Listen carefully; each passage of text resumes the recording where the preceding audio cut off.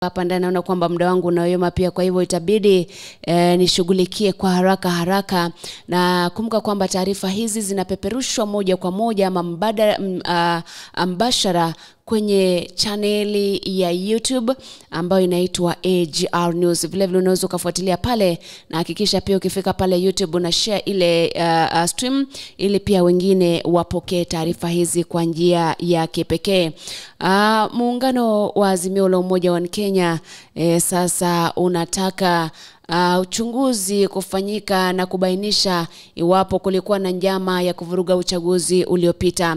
Hata ingawa wale vinara wakuu hawajazungumza, yule ambaye ni katibu katika chama cha Jubilee Jeremiah Kioni amezungumza, nimeona Ledama Olekina amezungumza, nimeona mbunge wa Embakasi pale Babu Owino amezungumza.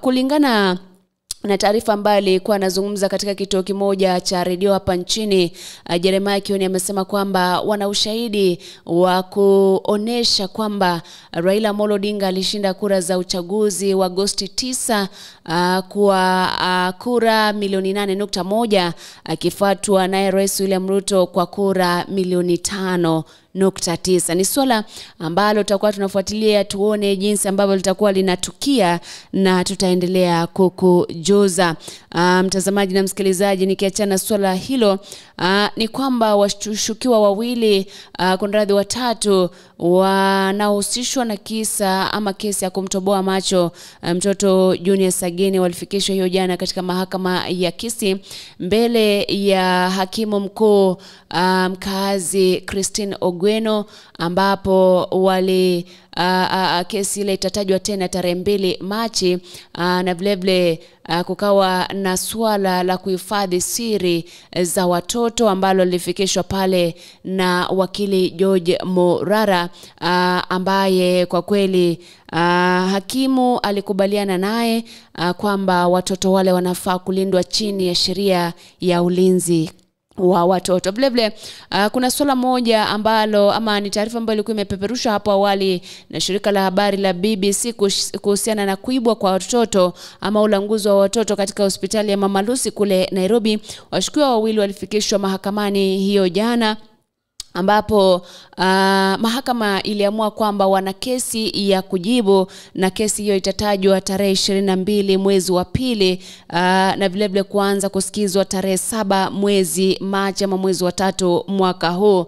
Kumbuka kwamba wawili wale walikuwa wahudumu katika hospitali ya Mama Lucy na wanahusika na visa kulingana na ile sehemu ya uchunguzi kwamba wanahusika na ulanguzi wa binadamu.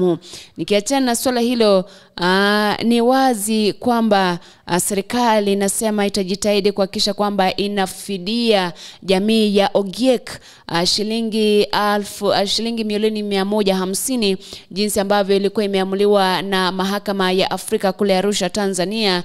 Na hiyo jana serikali ilifanya kikao na baadhi ya viongozi wa jamii ya Ogiek, huku ile afisi ya Ombudsman vile vile wakisema kwamba watajaribu kufanya mazungumzo zaidi ili kuhakikisha kwamba hii jamii ya Ogiek inafidiwa kwa njia gani. Kumbuka kwamba fidia ile inakuja kwa kile ile jamii ilikuwa inateta kwamba serikali ilinyakua mashamba yao na kuwaacha bila lolote wala chochote. Na nikiachana swala hilo, ni kwamba chama cha mawakili hapa nchini LSK pamoja na tume ya Action Aid pamoja na halmashauri ya Oxfam sasa zinataka serikali kufanya uchunguzi zaidi kuhusiana na vyakula vya kisaki ama GMO kabla ya kutoa agizo vyakula vile kuanza kuingizwa hapa nchini. Kumbuka kwamba ni ripoti ambayo ilitolewa na zile tume halmashauri 3 miongoni mwa LSK, akisema kwamba bado uchunguzi dhabiti, uchunguzi wa kiundani haujafanyika kubainisha kama kutakuwa na matatizo ya muda mrefu iwapo Wakenya ama chakula cha kisaki GMO kitaruhusiwa kuingia hapa nchini Kenya na Wakenya kukitumia. Nikisonga mbele, ni kwamba mwanamume mmoja alifikishwa kwenye mahakama kule katika eneo la Mlima Kenya katika kaunti ya Kiambu kule, ambapo alishtakiwa kwa kumpachika mwanawe mwenye umri wa miaka 15 mimba.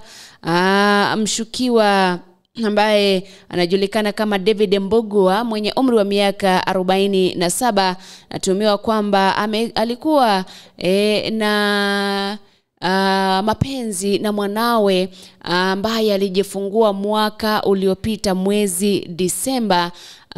Ingawa mamake mzazi alikuwa anajua, mamake mtoto yule alishindwa kumchukulia hatua kwa sababu alikuwa anamtishia, na vile akatishia yule mtoto kwamba iwapo angesema lolote basi angemuua. Ni swala ambalo kwa kweli ukiangalia visa vingi vya watoto kupachikwa mimba na watu wa familia zao, aila zao, jamaa zao, ni masuala ya kusikitisha zaidi. Nikiachana swala hilo, vile ni ende pale kwenye bunge la Seneti, ambapo hii leo bunge la Seneti litaandaa vikao asubuhi ya leo pamoja na alasiri ili kuzungumzia masuala tofauti, miongoni mwao miswada ambayo imefikishwa ama kulingana na ripoti ambazo zimetolewa na tume tofauti.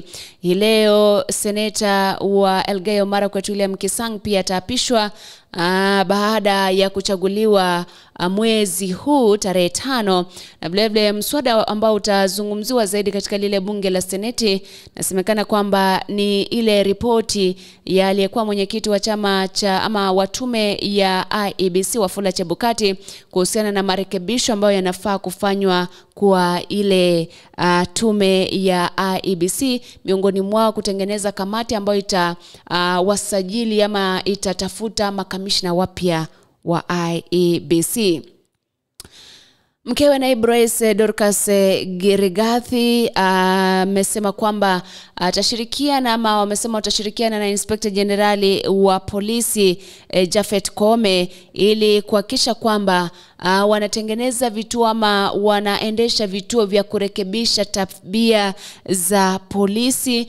Ni swala ambalo linakuja kumbuka kwamba wakati ambapo nakumbuka kwamba mwaka uliopita kulikuwa na visa kadha wa kadha ambapo maafisa wa polisi walikuwa jihusisha na masuala ambayo yalikuwa yanavunja sheria. Na kwingineko ni kwamba Rais William Ruto sasa amesifu sana ama amesifu taifa la Canada kwa kuwekeza zaidi katika uchumi wa baharini, huku akitoa ombi waendelee kuwekeza hapa nchini katika sekta mbali. Na vile kuna watu ambao wanatumia karatasi za plastiki ambazo zilikuwa zimetupiliwa mbali na serikali.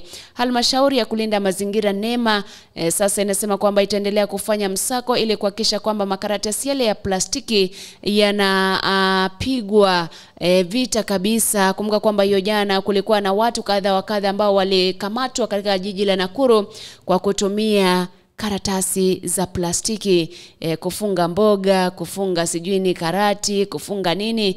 Kwa hivyo tahadhari, si kule Nakuru tu, kila mahali kuna hizi karatasi na unashangaa ni kampuni gani ambayo bado inatengeneza karatasi na kusambaza nchini Kenya. Ni hayo tu kwa sasa, niruhusu niende ule upande mwingine.